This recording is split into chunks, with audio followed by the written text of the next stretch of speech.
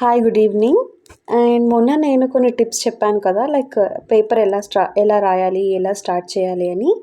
So ఇవాళ ఏంటంటే only స్పెషల్గా 10th క్లాస్ స్టూడెంట్స్కి అనమాట.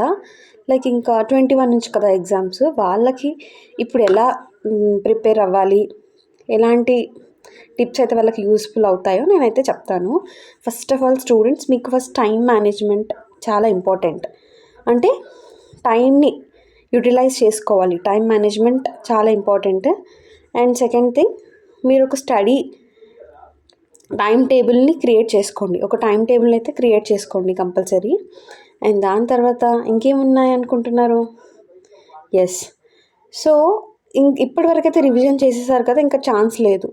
సో మళ్ళీ రివైజ్ చేస్తే కన్ఫ్యూజ్ అయిపోతారు. కొత్త కొత్త క్వశ్చన్స్ కూడా కనిపిస్తాయి కాబట్టి కన్ఫ్యూజ్ అయిపోతారు. ఓన్లీ ఇంపార్టెంట్ అంటే previous question papers, last 3 years question papers, అలాంటి క్వశ్చన్ పేపర్స్ రివైజ్ చేసుకోండి. ఇక్కడ ఇంపార్టెంట్ డేట్స్ ఉన్నాయి మెటీరియల్లో, అక్కడ ఇయర్ మెన్షన్ చేస్తాడు కదా క్వశ్చన్ పక్కన, అలాంటి క్వశ్చన్స్, ప్రీవియస్ క్వశ్చన్ పేపర్స్ అవి తీసుకొని బాగా ప్రాక్టీస్ చేయండి ఆ క్వశ్చన్ పేపర్.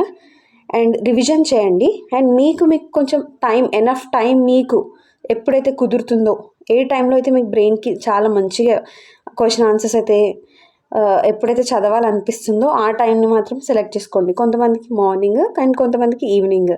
అండ్ స్ట్రెస్ని మేనేజ్ చేసుకోండి, టెన్షన్ పడద్దు, ఉన్న టైంని యూటిలైజ్ చేసుకోండి. అండ్ బెటర్ స్లీప్ కూడా ఇంపార్టెంటే.